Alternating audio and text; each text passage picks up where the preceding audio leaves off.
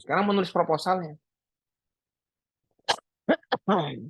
Jadi biasanya seluruh proposal itu kita bikin gambar, kita buat blog, kita bikin bahkan kita bikin web mockup dari awal. Dan biasanya eh, proposal yang menarik itu ya sudah sepertiga jalan gitu. Jadi saya sebenarnya ya contoh waktu saya dapat 3 proposal di tahun pertama saya pulang dari dokter kan sebenarnya saya sudah melakukan di doktoral saya. Saya tinggal bungkus tapi kita tapi ada delta milestone-nya ya, Pak. Bukan namanya double funding itu nggak boleh juga. Nanti kalau kena itu ya nggak boleh juga. Jadi double double funding, double counting itu aja. Proposal kita ada flow-nya, ada deltanya masing-masing. Dapat 300 juta, nembaknya ini. Dapat 400 juta, nembaknya ini. EKG itu kan saya dapat 5 sampai 6 M. Ya. Setiap tahun nembaknya beda. Kalau kalau yang jurnal berapa kali namanya riset dasar. Kalau ini ada beda dan bukan double counting juga. Ya, seperti itu. Lalu tadi ya, persuasif dan membuat proposal itu ya makanya dengan gambar saya biasanya buat gambar itu detail banget. Sampai saya karena diajarin dulu versi Jepang ya. Kalau Jepang itu kan kanji. Kanji itu artinya orang nggak perlu serius detail, dia udah tahu. Ini ada gambar artinya ini. Makanya biasanya seluruh proposal saya buat gambar blok diagram dan ada gambar yang penuh arti. Nanti saya tunjukkan. Ini ada artinya nih, sehingga orang langsung lihat. Oh, ini buat ini. Oh, tahapannya seperti ini. Ya, persuasif dari tulisan dan sebagainya. Nah, satu lagi ya, apalagi sekarang ya ada etik dalam menulis proposal ya. Jangan nyontek, jangan apa nanti kita ini ataupun menggunakan AI ya generatif AI ChatGPT nanti coba kita ini kan juga. Ya ini literatur seperti biasa tadi Mas Indra ya, Mas Dr. Indra Hermawan tadi. Terima kasih Mas Dokter Indra.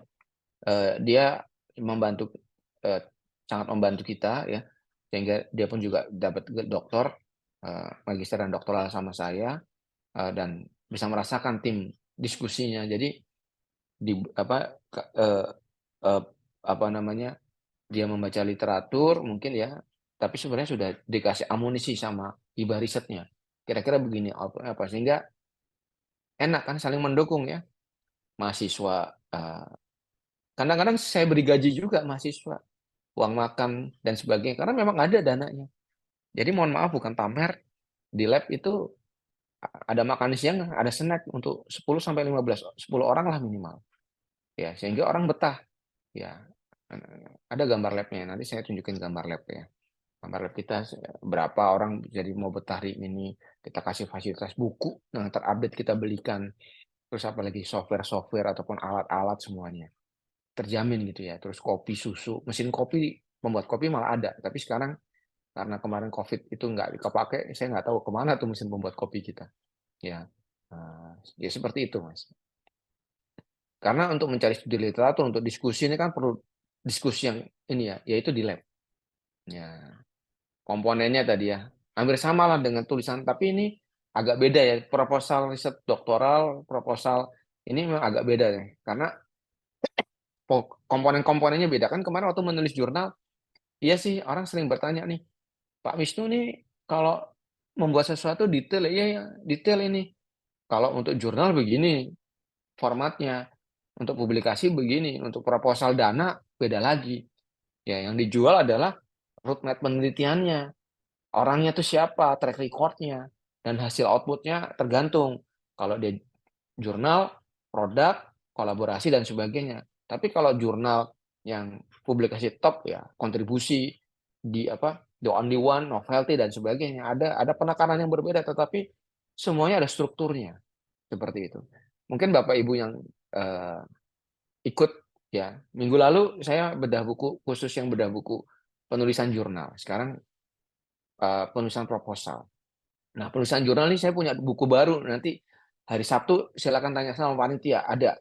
Akan kita rilis ya buku baru 300 halaman khusus untuk nulis jurnal. Pengalaman saya dalam mengajar 10 tahun dan pengalaman saya dalam membuat paper-paper. Saya tuangkan semua dan pengalaman saya ikut sertifikasi bersama bersama tim dan sebagainya. Didokumentasikan dengan baik semuanya Bapak Ibu. Sehingga namanya knowledge management. Knowledge management udah saya ini kan. Jadi dokumentasi itu bagus sekali. Ada ada contoh proposalnya, ada cara menjelaskannya, ada source code-nya, ada laporan keuangannya, itu ada semua di lab. Sehingga orang yang baru datang itu kita tutor dulu. Walaupun makanya tadi kan ini yang membuat ini asisten baru nih, baru 1 bulan udah saya buat, tapi memang belum pas ya. Tapi ya nggak apa-apa juga, sudah cukup lumayan karena kita punya resources-nya bagus. Ini saya ngomongin ini, saya tadi yang buat Mas ini asisten nih, tambahan-tambahan tinggal saya minta pointer seperti ini datanya dan sebagainya. Ini lumayan kan, eh, asisten baru 1 bulan gabung karena saya baru buka asisten lagi sekarang, punya asisten sekitar 10 yang saya bayar full time. Enggak semua full time sih, ada yang part time ya, dan ada juga beberapa asisten tambahan pengajaran dan sebagainya. Ya, abstrak beda lagi tuh. Kalau abstraknya apa namanya, bagian 1 bagian 2 mungkin abstrak, antara abstraknya jurnal sama abstraknya proposal atau tulisan skripsi itu beda. Bapak Ibu bisa lihat aja mappingnya, tapi yang jelas ada latar belakang, ada metode yang ditawarkan, ada apa. Kalau yang jurnal itu mati-matian nulisin kontribusi gap penelitiannya. Nah, ambil sama sih, tapi jualannya beda sedikit. Kurang lebih begitu ya. Nah, ini dulu. Track record tuh penting nih. Saya dapat 2010. Saya dapat 1 miliar riset kompetensi. 2010 waktu saya masih belum profesor, padahal sudah dapat ya. Terus saya dapat sekitar 200 juta kali 3, 600 juta untuk development smart kardio ya. Terus 230 kali 2, 400 juta, 600 juta dan sebagainya. Ya ini kan dana bagi level Indonesia lumayan ini. Saya bisa gaji asisten, saya bisa beli alat, bisa beli buku, saya bisa ngundang makan orang, FGD, bisa ngundang kalau ada konferensi internasional, saya bisa jalan ke luar negeri. Nah, itu dipakai buat itu Bapak Ibu. Sehingga bisa survive. Ya. Nah, itu akan jadi track record kita. Sehingga pas menulis orang juga udah lihat gambarnya bagus, track recordnya jelas. Udah, biasanya nggak usah basa-basi. Kalau saya jadi reviewer, biasanya saya reviewer nih ada blog risetnya apa, terus siapa yang nulis. Oh, HI indeksnya tinggi. Oh, dia penerima hibah berkali-kali dan tidak ada masalah. Udah. Saya mau detail-detail, kalau saya sebagai reviewer juga, saya juga belum tahu, tentu tahu salah. Dilihat dari situ aja udah langsung menang 70% gitu. Saya dulu pernah, karena saya nggak siap gitu ya, diundang ini, terus saya bilang aja, ya saya penerima hibah ini berapa kali dan paper saya sekitar 200, H index saya segini. Si reviewer nggak nanya apa-apa, langsung nanyain H index orang-orang berapa. Ya udah, saya langsung diterima paper saya. Ya karena itu ya kompetensi, track record itu ternyata jualan kita kalau kita buat proposal. Nah, caranya adalah tadi, awal pertama ya kita harus punya jurnal dulu, doktor dulu. Kalau belum doktor ya sekolah dulu kan gitu. Terus dari doktor itu kita menjual ide kita, dan lama-lama seperti bola salju ya, megang ini hasilnya ada, outputnya ada, dapat penghargaan sana sini, udah begitu kan Bapak Ibu. Nah, ini contoh nih.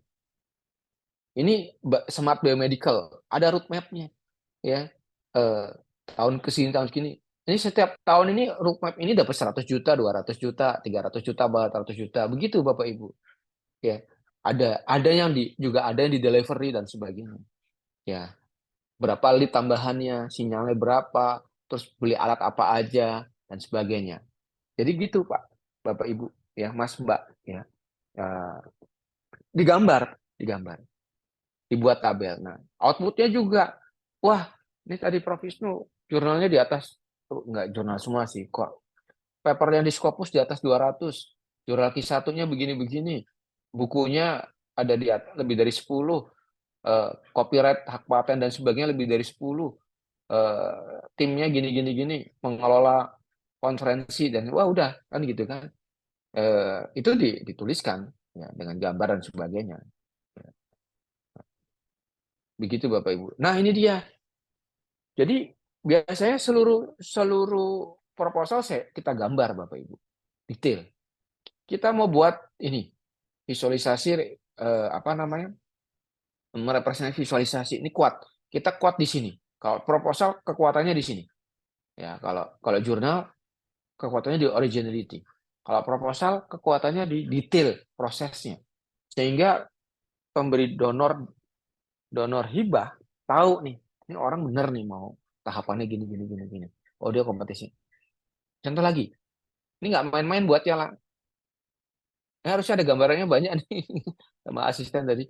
Ada 5 atau 6 seluruh proposal saya dibuat gambar detail, eh, frameworknya dan sebagainya.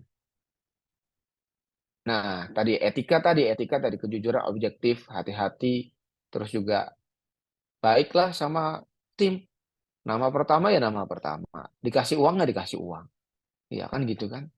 Eh, Integritas kita, kejujuran kita, terus membimbing yang bertanggung jawab, menghargai kolega. Kalaupun kita ada namanya etik kepada hewan ya hewan, proteksi juga subjek manusia. Hal gitu apa namanya? Eh, Apa namanya ya? Itu dinilai loh sama kolega kita. Saya kadang-kadang eh, kalaupun saya berkolaborasi, kadang-kadang ada orang yang nggak seimbang gitu ya, terus kadang-kadang dia ngambil terlalu banyak, itu orang akan ingat lah. Nah, kalau orang, oh ini baik nih, timnya Prof. Wisnu nih fair gitu ya. Kalau dia nama pertama, dan selalu mengadres, acknowledgement-nya benar. Nah, gitu. Nah, hal gitu itu membuat rasa nyaman dalam penelitian. Nah, itu juga penting juga. Nah, saya sangat menjaga seperti itu ya. Nah, kalau dia, ini ya, kalau dia mahasiswa, levelnya saya kasih tugas, kalau dia lebih lagi, berarti dia dapat uang dari level yang request itu dan sebagainya. Lalu kalau dia nama pertama ya nama pertama, coba lihat, saya selalu mengatur itu dengan baik, mudah-mudahan sehingga saya tidak mau di hari tuanya nanti dikomplain nih apa nih katanya ngambil kerjaannya orang dan sebagainya kan gitu kan. Nah, mudah-mudahan sih enggak ya. Insya Allah kan. Nah, hal gitu pertimbangan yang penting dan ya seperti kita berdagang gitu ya, dagang jujur, dagang apa untungnya sedikit tapi kan orang percaya sama kita. Sama. Nah, etik juga, etik dalam riset, etik dalam proposal dan sebagainya. Ya, ataupun tadi plagiarism, konten proposal, kalau copyright, copyleft, dan sebagainya. Nah, contoh ya, eh, saya punya prinsip ya, setelah mahasiswa doktor itu lulus, saya tidak pernah mau nama saya dimasukkan dalam penelitiannya dia. Karena saya merasa saya nggak punya kontribusi setelah dia jadi bimbing tempat orang lain. Kecuali memang dia ada kerjasama. Dan satu lagi sebenarnya ada lagi, jangan-jangan nanti nggak dikoreksi gara-gara dia sibuk. Nah, makanya nanti Toto ada plagiarism dan sebagainya. Paper saya mungkin lebih banyak lagi kalau saya sering tanya, Prof Wisnu, namanya saya masukin ya supaya gini gini gini. Oh enggak, saya nggak punya kontribusi, nggak usah dimasukin nama saya. Ya, mahasiswa saya yang udah doktor apa sebagainya dan sebagainya. Ya, semua paper-paper saya punya kontribusi dan itu etik dalam proposal, etik dalam dan sebagainya.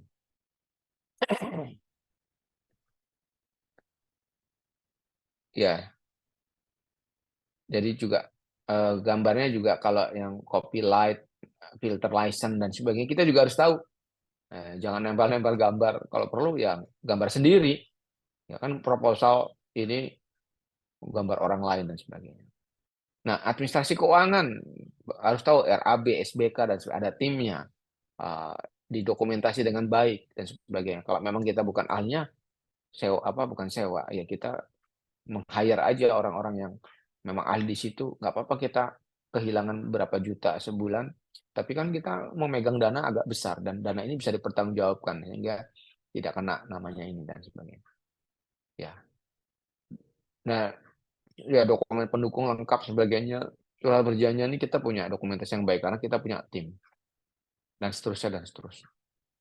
Ya CV dan sebagainya. Keuangan RAB kita sangat apal.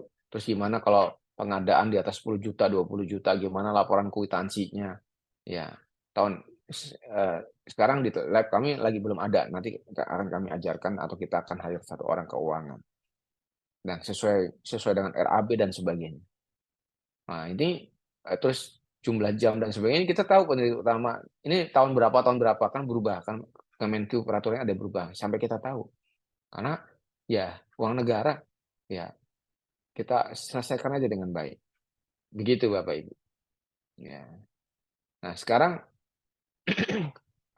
ESBK-nya kan macam-macam. Kalau terapan, pengembangan dan seterusnya sampai kita hafal. Ya, ya karena memang harus tahu. Ya enggak kan ya namanya pemangku keputusan lama-lama nanti kita punya proyek besar atau jadi pimpinan sesuatu kita harus tahu aturan kan comply regulasi baik keuangan dan administrasi ya kita ikutin aja nggak ada yang berat kok ya kan seperti itu